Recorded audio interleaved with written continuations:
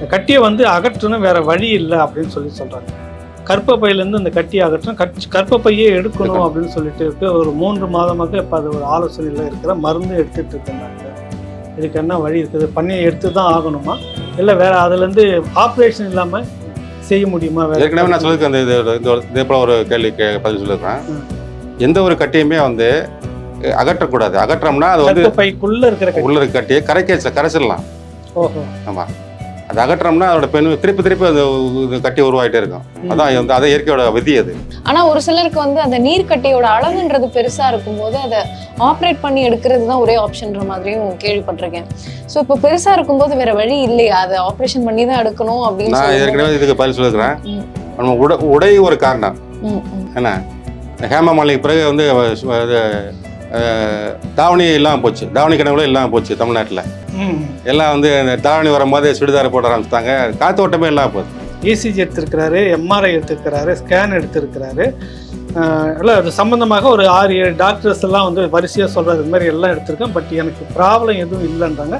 ஆனாலும் வலிச்சுக்கிட்டே இருக்குது என்னுடைய இடது பக்கத்தில். குறிப்பிட்ட அந்த பகுதி வந்து ஒரு நரம்பு மாதிரி வலி ஓடிக்கிட்டே இருக்குது, நிறுத்த முடியல எனக்கு. அது என்னவா இருக்கும் டாக்டர், எனக்கு ஒன்றும் புரியல. நம்ம நாடியில் பார்க்குறப்ப அது பரிக்காரியத்தோட வீக்னஸா இல்லை நியூரோ பெயினான்னு பார்க்கணும். நரம்போ திசுக்களோ அழிய போச்சு அப்படின்னா அவ்வளோதான், முடிஞ்சு போச்சு அப்படின்றாங்க.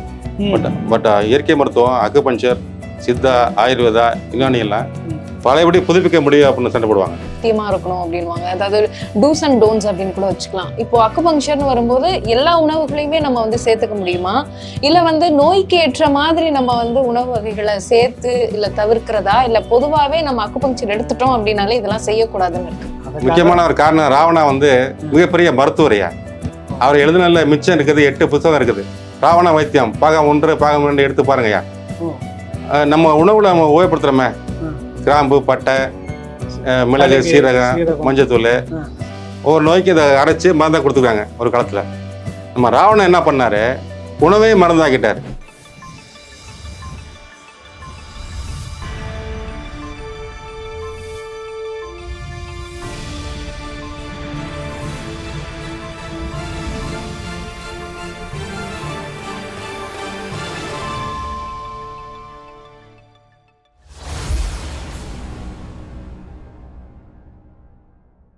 கும்பகோணத்துலேருந்து ராணி தேவி அப்படின்னு கேட்குறாங்க. அவங்களுக்கு வந்து கர்ப்பப்பையில் வந்து கட்டி இருக்குது அப்படின்னு சொல்லியிருக்கிறாங்க. அந்த கட்டியை வந்து அகற்றணும், வேற வழி இல்லை அப்படின்னு சொல்கிறாங்க. கர்ப்பப்பையிலேருந்து அந்த கட்டியை அகற்றணும், கர்ப்பப்பையே எடுக்கணும் அப்படின்னு சொல்லிட்டு இருக்கு. ஒரு 3 மாதமாக இப்போ அது ஒரு ஆலோசனையில் இருக்கிற மருந்து எடுத்துகிட்டு இருக்கேன் டாக்டர். இதுக்கு என்ன வழி இருக்குது? பண்ணி எடுத்து தான் ஆகணுமா, இல்லை வேற அதுலேருந்து ஆப்ரேஷன் இல்லாமல் செய்ய முடியுமா? ஏற்கனவே நான் சொல்லியிருக்கேன், இதே போல ஒரு கேள்விக்கு பதில் சொல்லியிருக்கேன். எந்த ஒரு கட்டியுமே வந்து அகற்றக்கூடாது. அகற்றோம்னா அது வந்து பைக்குள்ள இருக்கிற கட்டியை கரைச்சிடலாம். ஓஹோ. ஆமாம், அது அகற்றோம்னா அதோட திருப்பி அந்த கட்டி உருவாகிட்டே இருக்கும். அதான் வந்து அதை இயற்கையோட விதி அது. ஒரு முடியை நீங்கள் எடுத்தீங்கன்னா திருப்பி அந்த இடத்துல முடி வளருதுல்ல, அதே போல் வந்து கட்டியை வந்து அகற்றோம்னா திருப்பி இன்னொரு இடத்துல கட்டி வரும். ஓ, அப்போ அதுக்கு என்ன செய்யலாம் அப்படின்னு அந்த கட்டியோட காரணத்தை பார்க்கணும். ஏற்பாட்டில் அதிகப்படுத்தணும். அங்கே இருக்க டிஷ்யூக்களை வந்து அது வந்து ஏற்பாட்டில் இல்லாமல் கட்டி ஆயிடுது. ஏற்பாட்டில் அதிகப்படுத்துறப்ப கொஞ்சமாக குறைஞ்சி அது வந்து வெளியே வந்துடும். சரி, இப்போ பிசிஓடி மாதிரி நீர்க்கட்டிகள் இருக்குல்ல, ஒரு சிலருக்கு வந்து ரொம்ப சின்னதாக இருக்கும். சின்னதாக இருந்தால் அதை சரி பண்ணிடலாம், மாத்திரையிலே சரி பண்ணலாம் அப்படின்னு கேள்விப்பட்டிருக்கேன். ஆனால் ஒரு சிலருக்கு வந்து அந்த நீர்க்கட்டியோட அளவுன்றது பெருசாக இருக்கும்போது அதை ஆப்ரேட் பண்ணி எடுக்கிறது தான் ஒரே ஆப்ஷன்ற மாதிரியும் கேள்விப்பட்டிருக்கேன். ஸோ இப்போ பெருசாக இருக்கும்போது வேற வழி இல்லையா, அதை ஆப்ரேஷன் பண்ணி தான் எடுக்கணும் அப்படின்னு? நான் ஏற்கனவே இதுக்கு பதில் சொல்லியிருக்கிறேன். நம்ம உடை ஒரு காரணம். என்ன, ஹேமா மாலினிக்கு பிறகு வந்து தாவணி இல்லாமல் போச்சு, தாவணி கனவுல இல்லாமல் போச்சு தமிழ்நாட்டில். எல்லாம் வந்து தாவணி வரும்போது சுடிதாரை போட ஆரம்பிச்சிட்டாங்க, காத்தோட்டமே இல்லாமல் போகுது. அதாவது நான் சொன்ன மாதிரி 72,000 நாடி நரம்புகள் வந்து தொப்புளில் வந்து முடிவடையுதுங்க. குழந்தைய அவத்தில் இருக்கப்போ வாய் எது, நம்மளுக்கு மூக்கு எது, ரெண்டுமே தொப்புள் தானே. தொப்புள் வழியாக தான் எல்லாம். அதே சுவாசம் எப்போ நடந்துட்டு இருக்குது. அதை நம்ம மூடி மறைக்கிறப்ப தான் இந்த மாதிரி பிசிஓடி, எண்டோமெட்ரியஸ் யூட்ரஸ், ஃபைப்ராய்டு எல்லாத்துக்கு காரணமே இதோட சுவாசத்தை நம்ம தடை பண்ணுறது தான் காரணம். அதே போல் நான் என்ன வைக்க சொல்லி கொடுத்தேன், புரியுதா? அது மாதிரி இயற்கைக்கு மாறாக நம்ம வந்து அந்த காலத்தில் ஒரு விஷயத்துமே காரணம் இருக்குல்ல, உடை, உணவு, வாழ்வியல் முறை மாறும்போது சில விஷயங்கள் இந்த மாதிரி சேர்ந்து வந்துடுதுன்னு சொல்ல வரீங்க நீங்கள்? அதை நம்ம ஆங்கில கலப்போட இருக்கிறோம். நம்ம காரணம் என்னன்னா ஆங்கிலத்தில் வந்து 3ல் 2 பகுதி தமிழ்லேருந்து போனது ஐயா. ம் நீங்கள் கல்ச்சர் கலாச்சாரம் ம் அதான் அதாவது உழவுக்கு ஒத்து வளர்றது. ம் காசு வேணும் ம். எங்கே போனாலும் உணவுக்கு ம் காசு கேஷ்.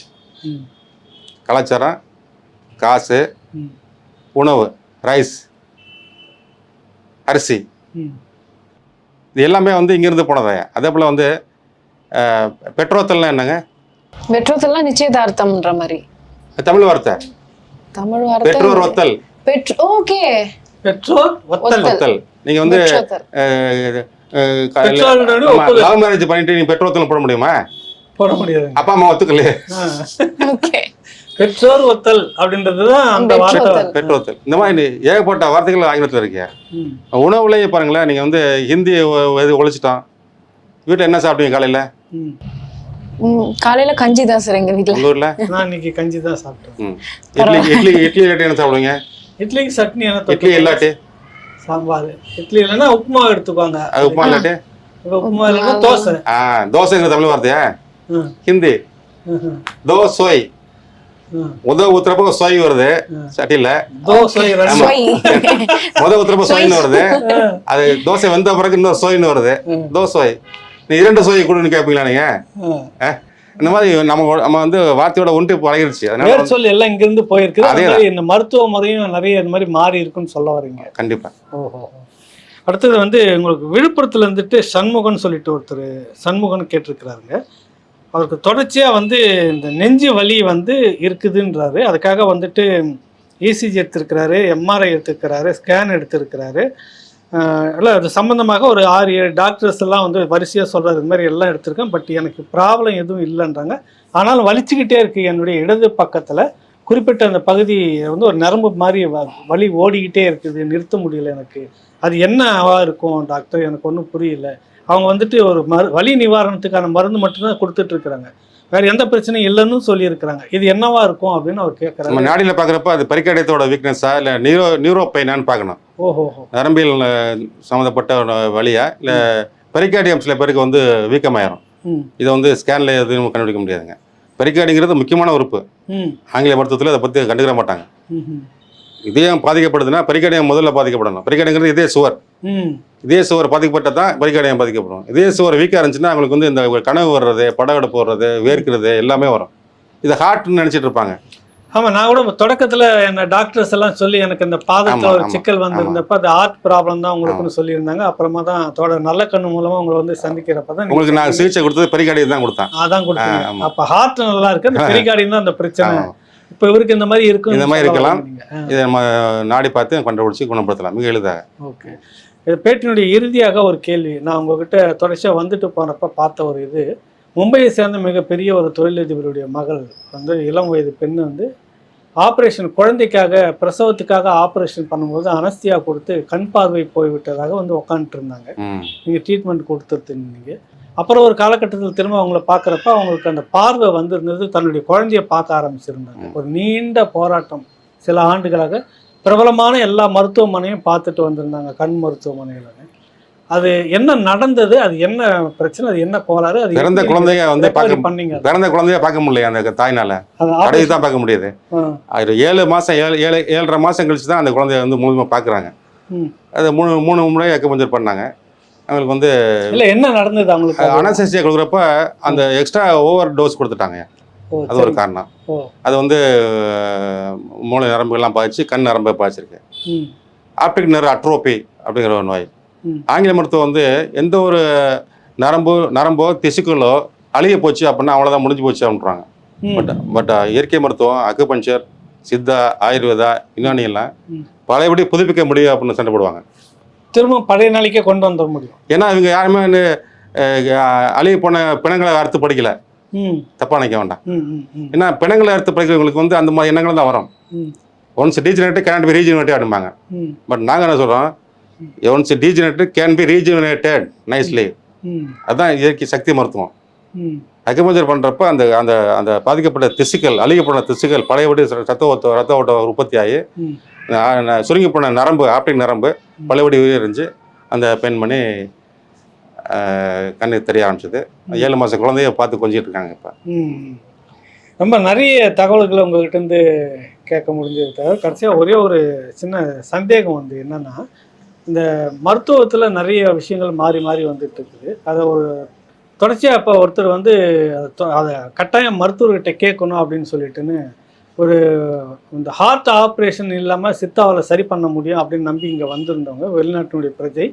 நான் டாக்டர் சங்கர் அவர்களையும் வந்து கடைசியாக 2 நாள் தான் வந்து சந்திக்கிறப்ப என்னுடைய வீட்டுக்காருக்கு வந்து அப்போ பெரிய அளவில் அது மூச்சு திணறலாம் ஏற்பட்டது. அது நான் கூட அதில் இருந்த அப்போ உங்களுக்கு அந்த விஷயத்த கேட்குறாங்க, அது ஏன் நடந்தது அவருக்கு. கடைசியாக திரும்ப அலோபதியில் தான் போய் நாங்கள் வந்து ரெக்கவரி பண்ணிவிட்டு அப்புறமா வேணாம் அப்படின்னு நாட்டுக்கே போய் இப்போ ஆப்ரேஷன்லாம் பண்ணி நல்லா இருக்கிறாரு. இப்போ அது ஏன் அங்கே எனக்கு அந்த குழப்பம் நடந்தது அப்படின்னு சொல்லி கேட்குறாங்க. பட் இங்கே நடந்ததுன்னு சொல்ல வரல, அதுக்கு முன்னாடி எங்கேயோ பார்த்துருக்காங்க ஒரு வைத்தியம், சித்த வைத்தியம். பிறகு நான் வந்து சங்கர் சாரை பார்க்கும்போது 2வது நாள் பின்னும்போது மூச்சு திணறல் அதிகமாக வந்தது. உடனே அது அளவுக்கு மீறி இருக்குது, இமீடியட்டாக நீங்கள் கொண்டு போய் ஆக்சிஜன் வச்சு கொடுக்குற ரெக்கவரி வரைது பாருங்க அப்படின்னு சொல்லி அனுப்பிச்சாரு. இது என்ன அப்படின்னு ஒரு கேள்வி கேட்டிருக்கிறாங்க. அது இது காரணம் என்னன்னா, மற்ற மருத்துவத்தில் வந்து நோயை வந்து அழுத்தி வைப்பாங்க வெளியே தெரியாமல். அக்குபஞ்சரில் வந்து இன்சைட் அவுட், உள்ளேருந்து வெளியேற்றுவோம். சரிங்க சரி. ஒரு சில பிள்ளைய தூண்டின உடனே நீரில் எடுத்தோடனே நேராக டாய்லெட் போவாங்க, சிறுநீர் கழிப்பாங்க. ஒரு சில பேர் மலம் கழிப்பாங்க. என்ன காரணம் அப்படின்னா, அந்த சக்தி அந்த அந்த உறுப்பு வந்து வீக்காக இருக்குது. அந்த உறுப்புக்கு சக்தி கொடுக்குறப்ப அந்த மாதிரி ஆகும். இவருக்கு நுரையீரல் சக்தி ரொம்ப குறைஞ்சி போச்சு. உள்ளுக்கு வந்து நுரையீரல் நீர் சத்து அதிகமாக இருக்குது. ஸோ அதை வெளியேற்றுறப்ப அது மூச்சு வாங்குது. அதான் நடந்தது. ஆமாம், ஆஸ்மா பேஷண்ட் வர்றப்ப முதல் நாள் தூங்க முடியாது. அவங்க வந்து மூச்சு அதிகமாக சளி வந்துட்டு துப்பிட்டே இருப்பாங்க. மறுநாள் தூங்கிடுவாங்க. ஆனால் ஆங்கில மருத்துவத்துக்கு போகிறப்ப டெகட்ரான் டெர்பின் கலந்து ஊற்றுறப்போ உடம்புலாம் சூடாகி நல்லா தூங்கிடுவாங்க. கொஞ்ச நாள் கழிச்சு ப்ராப்ளம் அதிகமாக நெபுலைசர் போடுவாங்க, அப்புறம் டிவி அடுத்தடுத்து போயிடும். நம்ம இதையும் அடக்கி வைக்கிறது இல்லையா, வெளியேற்றுறது தானே, இன்சைட் அவுட். ஆமாம் சார். ஒரு சில வைத்திய முறைகள்லாம் பார்க்கும்போது இப்போ சித்தாலாம் பார்த்தீங்கன்னா வந்து அகத்திக்கீரைலாம் சாப்பிடக்கூடாது, பத்தியமா இருக்கணும் அப்படின்வாங்க. அதாவது டூஸ் அண்ட் டோன்ஸ் அப்படின்னு கூட வச்சுக்கலாம். இப்போ அக்குபங்க்சர்னு வரும்போது எல்லா உணவுகளையுமே நம்ம வந்து சேர்த்துக்க முடியுமா, இல்லை வந்து நோய்க்கு ஏற்ற மாதிரி நம்ம வந்து உணவு வகைகளை சேர்த்து இல்லை தவிர்க்கிறதா, இல்லை பொதுவாகவே நம்ம அக்குபங்க்சர் எடுத்துட்டோம் அப்படின்னாலே இதெல்லாம் செய்யக்கூடாதுன்னு இருக்கு? அப்படி கிடையாதுங்க. உணவு வந்து எல்லா உணவு சாப்பிட முடியும் அக்குபங்க்சர் பண்ணுறப்ப. அகத்திக்கீரைங்கிறது எப்படின்னா, அகத்தியை அகற்றம். அது வந்து தினசரி சாப்பிட மாட்டாங்க.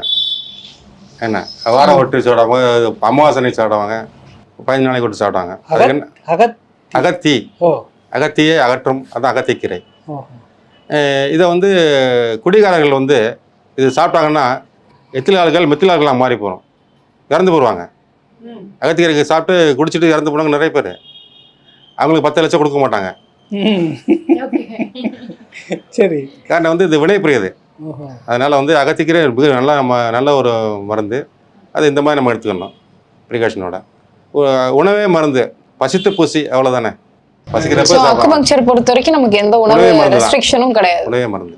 நிறைய தகவல்களை சொல்லியிருக்கீங்க டாக்டர். தொடர்ச்சியாக அந்த நிகழ்ச்சிக்கு உலகம் முழுக்க நிறைய மக்கள்கிட்ட ஒரு வரவேற்பு அடுத்து கேள்வி கேட்டுக்கிட்டே இருக்கிறாங்க. நம்ம வேற நிகழ்ச்சியை வெளிநாட்டில் வைக்கலாம் போல இருக்குது. ஆமாம், அந்த அளவுக்கு வந்துருது. இப்போ நிறைய பேர் வந்து கேட்க தொடங்கியிருக்கிறாங்க இப்போவே.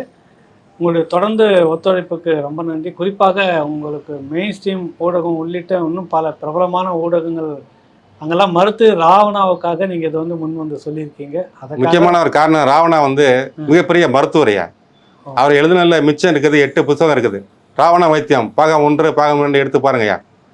ராவண வைத்தியம் அவர் வந்து வைத்திய புத்தகம் நிறைய இருக்கிறாருங்க. நிறைய புத்தகம் வந்து யாழ்ப்பாண நூலகம் எரிகிறப்ப நிறைய அழிஞ்சு போச்சு. மிகப்பெரிய பொக்கிஷம் அழிஞ்சு போச்சு தமிழ்ல.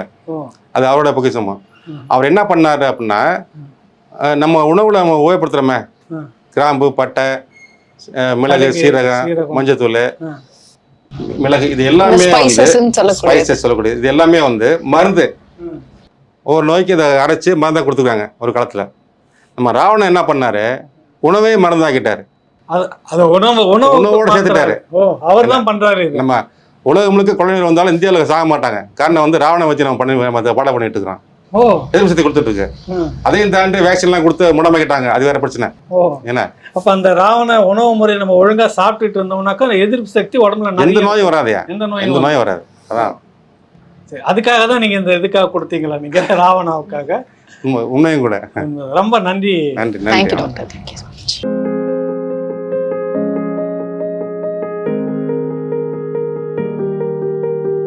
பாமர மக்கள் தொடங்கி திரைத்துறை, அரசியல் துறை பிரபலங்களுக்கு எல்லாம் சிகிச்சை அளித்த புகழ்பெற்ற பிரபலமான அக்குப்பஞ்ச மருத்துவ நிபுணர் டாக்டர் எம்.என். சங்கர் அவர்களோடு நீங்கள் உங்கள் நோய்க்கான தீர்வுகள் என்ன, மருந்தில்லா மருத்துவம் சொல்லும் மகத்தான விதிமுறைகள் என்ன, உங்கள் நோய்க்கான கேள்விகளை அனுப்புங்கள். மருத்துவர் எம்.என். சங்கர் பதில் அளிக்கிறார் உங்கள் ராவணா வலையொலியில்.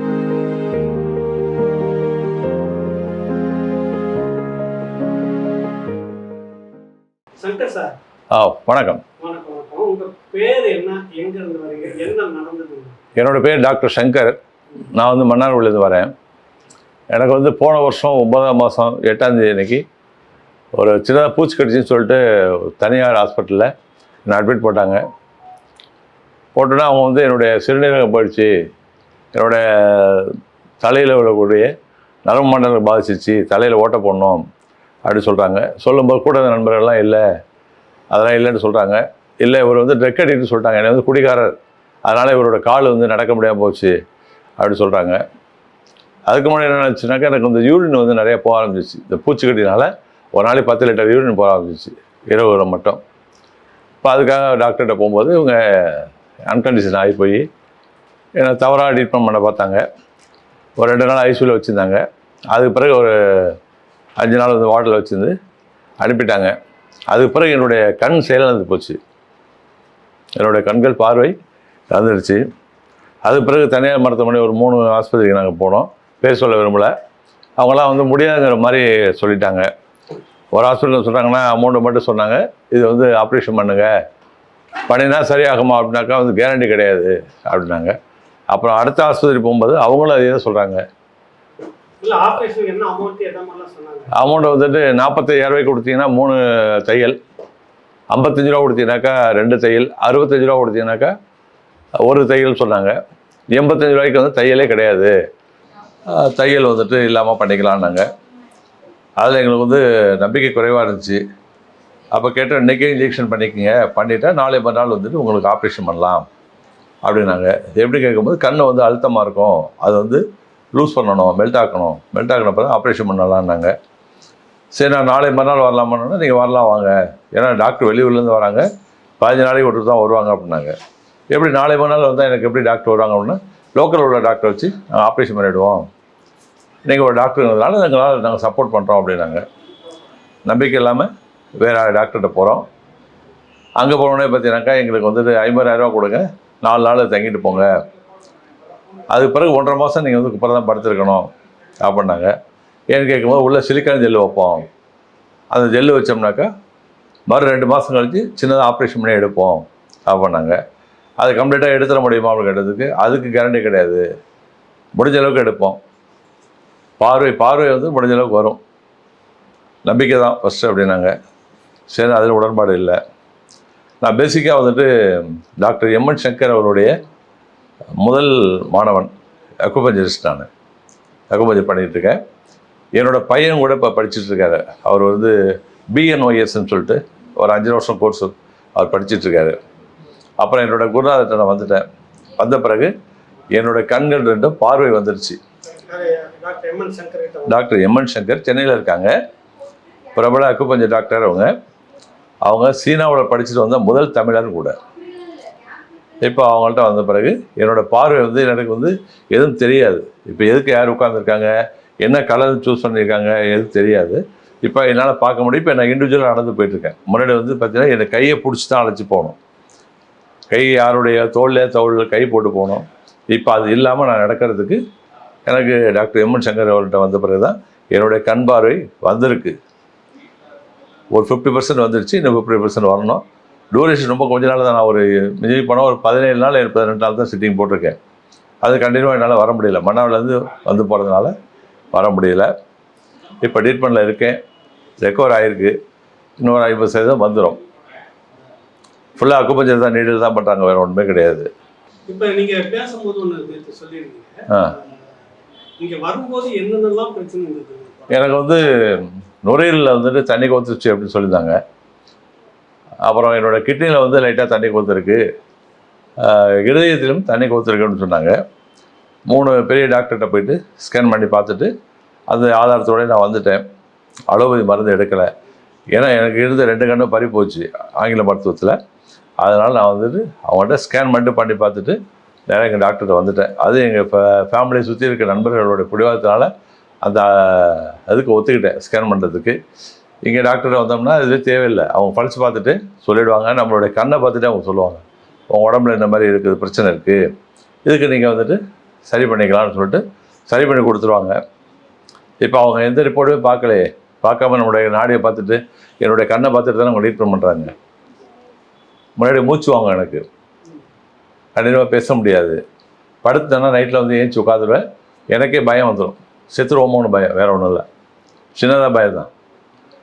என்னால் தூங்க முடியாது. எப்படியும் ஒரு 5-6 முறை நான் வந்து ஏஞ்சி உட்காந்துருப்பேன். எனக்கு ஆக்சிஜன் பாடியில் கம்மியாக இருக்கிற மாதிரியும், அப்படியே பார்த்தீங்கன்னா வாட்டர் மேலே ஏறுற மாதிரியுமே எனக்கு வந்து ஒரு ஃபீலிங் இருந்துகிட்டே இருக்கும். அதெல்லாம் இப்போ இல்லை. நல்லா தூங்குறேன், நல்லா சாப்பிட்றேன், ஒன்றும் பிரச்சனை இல்லை. என்னோடய கால் வீக்கம் மட்டும் கொஞ்சம் இருக்குது, அது இப்போ ரெக்கவர் ஆகிருக்கு. கால் 2 கால் வீங்கிடுச்சு எனக்கு. அதனால தான் அவங்க சொன்னாங்க. ஆமாம், நான் அக்குபஞ்சர் டாக்டர்.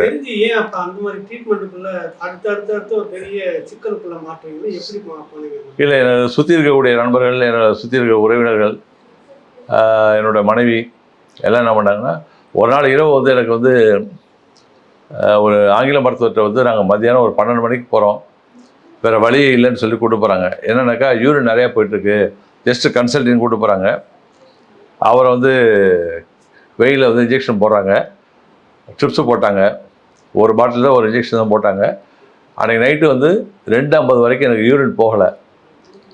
உடனே அரசு மருத்துவமனைக்கு போகிறோம். போனவங்க கத்தீட்ரல் டியூப் போட்டு ஒரு 1.25 லிட்டர் யூரின் எடுத்துட்டாங்க.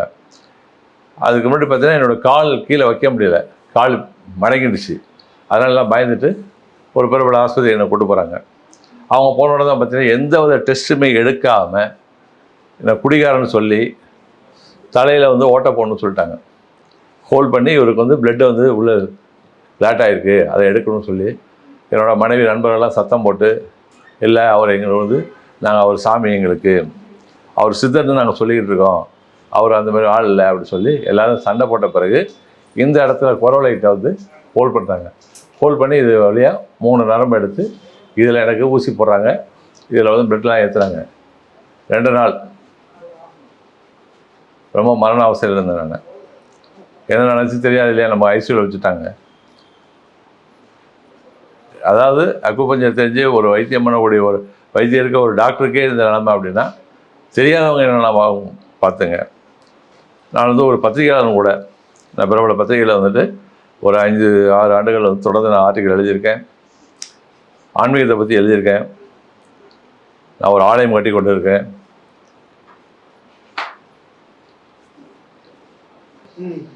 இப்போ எப்படி இருக்கு இந்த 17 நாள் ட்ரீட்மெண்ட் பிறகு? 17 நாள் ட்ரீட்மெண்ட் பிறகு இந்த கம்ப்ளைண்ட்லாம் இருக்குல்ல, அதெல்லாம் எப்படி ரெக்கவரி ஆயிருக்கு? கண்ணுல இருந்து அந்த கிட்னி இன்னும் மற்ற விஷயம் இல்லை. இப்போ கிட்னி வந்து பார்த்தீங்கன்னா கிட்னி நல்லா செயல்பாடு நல்லா இருக்குது, நல்லா கண்டுபிடிச்சிட்டோம். நுரையீரல் நல்லா இருக்குது, இதயம் நல்லா இருக்குது. அந்த நடக்கும்போது எனக்கு கண்டுபிடிச்சிடுவேன். மூச்சு வாங்கும், அது இல்லை. இப்போ படுத்திருந்தாலே எனக்கு மூச்சு வாங்கும், அது இல்லை. சாப்பிடும்போது மூச்சு வாங்கும். தண்ணி ரொம்ப குடிக்க முடியாது, படுத்தே கிடக்க சொல்லுவேன். இப்போ அதெல்லாம் இல்லை. நான் பாட்டு நார்மலாக போயிட்டு வந்துட்டுருக்கேன். காரில் நான் பாட்டு உட்காந்து போயிட்டுருக்கேன். முன்னாடிலாம் காரில் படுத்துக்கிட்டு தான் வர முடியும். மன்னார்குடியிலேருந்து 300-350 கிலோமீட்டர் சென்னைக்கு வரும்போது படுத்துக்கிட்டு தான் காரில் வந்தேன். இப்போ காரில் உட்காந்துட்டு வந்துட்டுருக்கேன். என்னோடய உறவினர்லாம் என்னை கூப்பிட்டு வந்திருக்காங்க. பயம் இல்லாமல் வந்துட்டு போயிட்டுருக்கேன் நான். இங்கே வந்த பிறகு 50%. இப்போ நீங்கள் எதுக்கு உட்காந்துருக்கவங்களாம் தெரியுது, எதுக்கு ஒரு கலர் இருக்குது, என்ன கலர் சொல்ல முடியும், இது என்ன கார் நிற்குதுன்னு சொல்ல முடியும். முன்னாடி என்னால் எதுவுமே கண்டுபிடிக்க முடியாது. ஏதோ நிற்குது அப்படின்னு சொல்கிறத பார்த்தீங்கன்னாக்கா நம்ம வந்து கையை வச்சு இப்படி அது பண்ணி தான் போகணும். நம்ம பார்த்துருக்கோங்களேன் பிளைண்ட்லாம் எப்படி நடப்பாங்கன்ட்டு, அதேமாரி தான் நம்ம வந்து நடந்தோம். ஏன்னா 2 கண்ணும் போன பிறகு நான் குடல் தானே, குடனுக்கு பார்வை கொடுத்துருக்காங்க டாக்டர் எம்என் சங்கர் அவர்கள். நான் 2 கண்ணும் பழுதானி போச்சு. எனக்கு ரெக்கவர் பண்ண முடியாது சொன்னதை எனக்கு ரெக்கவர் பண்ணி கொடுத்துருக்காங்க. நார்மல் வந்துட்டுருக்கேன். 50% வந்துட்டேன். ரொம்ப நன்றி சார். ரொம்ப நன்றி. நன்றி சார். குருவேஸ்வரன்.